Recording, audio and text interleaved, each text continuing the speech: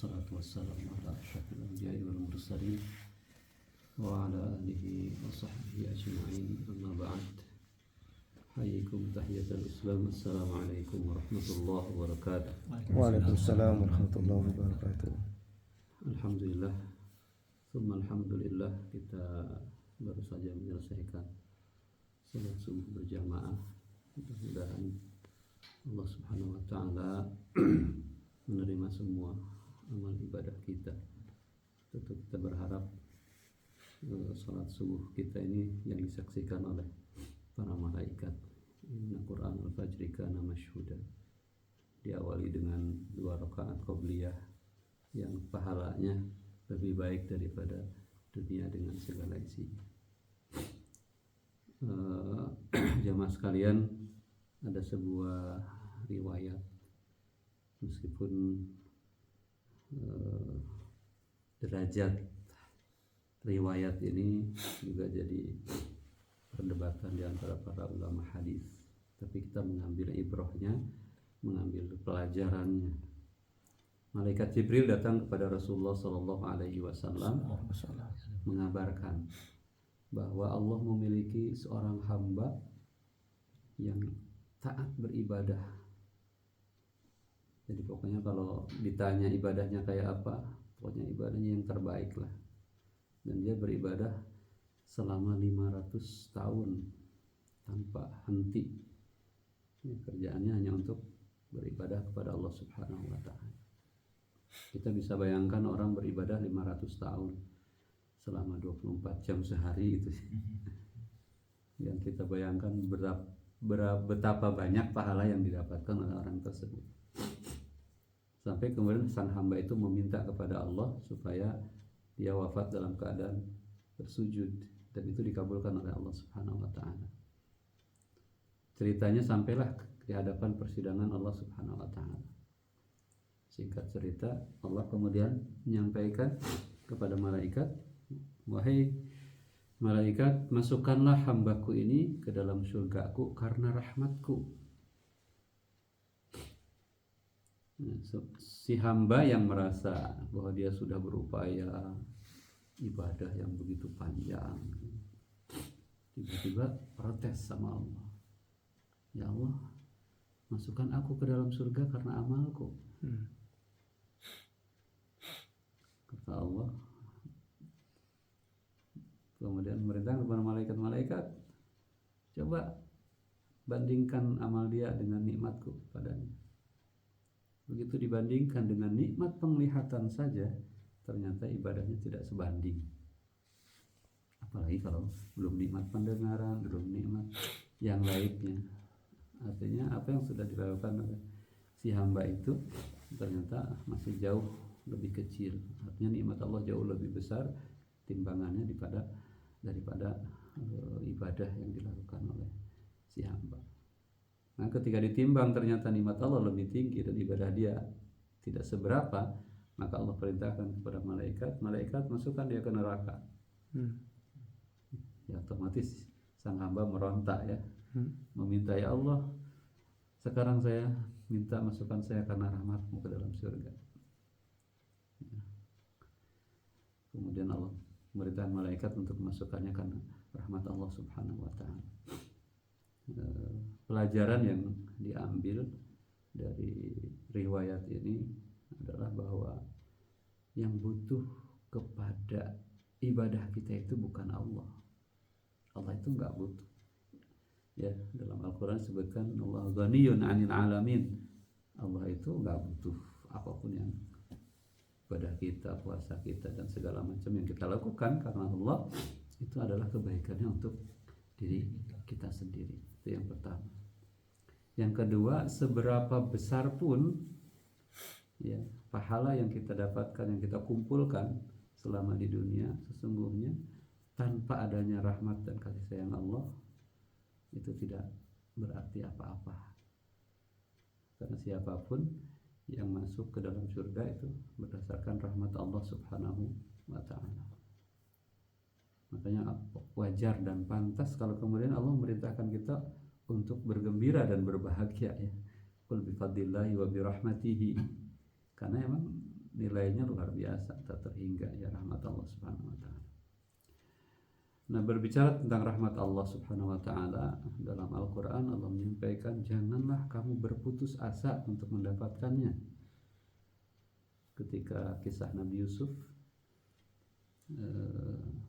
kemudian merintahkan untuk mencari saudaranya yang sudah bertahun-tahun tidak ketemu, maka disampaikan di situ wala tayasu mir rauhillah, jangan pernah putus asa untuk mencari dan mendapatkannya. Dalam ayat yang lain disebutkan la taqnatu min rahmatillah, jangan berputus asa untuk mendapatkan rahmat Allah Subhanahu wa taala. Maka dalam doa-doa kita ya, dan raja kita, harapan kita dari Allah Subhanahu wa taala adalah mendapatkan rahmatnya nanti di yaumil akhir. Nah, rahmat Allah ini disebutkan dalam Al-Qur'an itu dekat dengan sekelompok atau satu golongan manusia. Seperti apa? Allah sampaikan dalam Al-Qur'an, inna rahmatallahi qaribun minal muhsinin. Ternyata rahmat Allah itu dekat dengan orang-orang yang ihsan. Ya, kalau mau mendapatkan rahmat Allah, mau dekat-dekat dengan rahmat Allah, berarti tugas kita adalah bagaimana memastikan kita berbuat ihsan. Nah, ihsan baik dalam ibadah maupun ihsan dalam aktivitas-aktivitas kita yang lain. Karena dalam hadis disebutkan innallaha katabal ihsan fi kulli syai'. Allah itu menetapkan ihsan itu dalam segala hal. Meskipun dalam konteks hadis di situ sampai menyembelih hewan kurban aja harus dengan ihsan. Kan hadisnya begitu ya. Ya. Ihsan dalam ibadah, dalam hadis yang cukup panjang tentang iman Islam, dan yang terakhir adalah ihsan, disampaikan an ta'budallaha ka'annaka tarahu fa illam takun tarahu fa innahu yaraka. Ihsan dalam beribadah itu kita seolah-olah melihat Allah. Artinya pengawasannya kita rasakan. Fa illam takun tarahu, andai pun tidak bisa melihatnya, dan karena memang tidak mungkin melihatnya di dunia ya. Mudah-mudahan kita diberikan nikmat untuk melihat Allah di akhirat. Amin. Fa illam takun tarahu fa innahu yaraka. Ini yang di garis bawahi. Andai pun tidak bisa melihatnya, maka yakinlah bahwa Allah Subhanahu wa taala melihat kita, sehingga ibadah kita menjadi lebih khusyuk, karena istilah kita waskat ya, pengawasan melekat, dilihatin ya, sebagaimana kalau dalam hal kerja kita diawasin sama atasan kita itu khusyuk ya kerjanya gitu. Nah, dalam sholat kalau kita merasa diawasi, berarti kita juga harus berusaha untuk khusyuk dalam sholat kita ya. Nah, dalam bekerja pengertian ihsan itu seringkali dimaknai dengan kata-kata itqan. Itqan itu kalau bahasa sering diterjemahkan dengan bahasa profesional.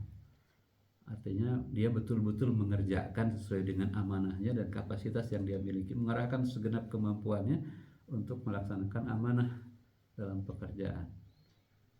Ya, sama tadi kita muraqabatullahnya, waskatnya, pengawasannya juga ketika bekerja, karena kita mah bukan bekerja karena yang lain, tapi kerja kita karena Allah Subhanahu wa taala. Ya, sekali lagi rahmat Allah itu dekat dengan orang-orang yang ihsan. Ya, mudah-mudahan dalam kerja-kerja kita, dalam ibadah-ibadah kita selalu menghadirkan ihsan ini, sehingga di hadapan Allah Subhanahu wa taala nanti kita juga bisa mendapatkan rahmatnya. Amin ya Rabbal. Dan salah satu bentuk ihsan kita dalam beribadah adalah tadi berupaya menjalankan contoh atau sunnah yang dicontohkan oleh Rasulullah Sallallahu Alaihi Wasallam. Itu juga bagian dari ihsan kita dalam beribadah kepada Allah Subhanahu Wa Taala. Dan Rasul mencontohkan bukan hanya hal-hal yang sifatnya ta'abudiyah, hablum minallah, tapi juga hablum minannas. Kemudian dalam perniagaan, seluruh aspek kehidupan itu Rasul contohkan. Karena bagi kita sebenarnya ibadah itu bukan hanya sekedar kegiatan-kegiatan ritual, sholat, puasa, haji. Seolah-olah kalau sudah haji itu sudah paripurna, sudah paling ya. Jadi kalau udah haji itu nggak disebut haji itu marah gitu. Padahal kita yakini bahwa seluruh aktivitas kita dari mulai bangun tidur sampai kita tidur kembali, hatta masuk ke dalam kamar mandi, hatta bergaul dengan istri, itu bagian dari ibadah. Tentu kalau bagian dari ibadah itu ketika kita mencontoh Rasulullah SAW, setiap langkah kita mau keluar rumah, masuk rumah, kamar mandi, keluar kamar mandi, menggauli istri, kerja dan sebagainya, semuanya ada doa yang harus tersambung, ya, terhubung dengan Allah Subhanahu Wa Taala. Nah, sehingga 24 jam ibadah itu bukan sesuatu yang bukan sesuatu yang aneh, yang asing gitu. 24 jam ibadah itu memang bisa kita praktekkan, bisa kita lakukan selama niat kita karena Allah Subhanahu Wa Taala, dan mencontoh mengikuti contoh Rasulullah Sallallahu Alaihi Wasallam. Ya, di hari yang ke berapa ini? 14 ya. 14 Ramadan ini, masih selama Allah masih memberikan kesempatan yang luar biasa, maka kita maksimalkan di sisa waktu Ramadan untuk menggapai rahmat Allah, mengejar maghfirah Allah, sehingga itqum minan nar, terbebasnya kita dari api neraka. Itu bisa kita dapatkan, dan itu menurut para ulama hadis mengatakan itqun minan nar itu Allah berikan setiap malam, bukan ada yang menyebutkan di sepertiga terakhir, tapi Allah berikan setiap malam. Allah turun ke langit dunia, melihat siapa yang terjaga, terbangun, dan siapa yang meminta, kata Allah, akan aku berikan. Ya, mudah-mudahan kita bisa maksimalkan dan mendapatkan semuanya. Amin. Amin. Ya rabbal alamin. Hadanallahu yakum ajma'in. Assalamualaikum warahmatullahi wabarakatuh. Waalaikumsalam warahmatullahi wabarakatuh.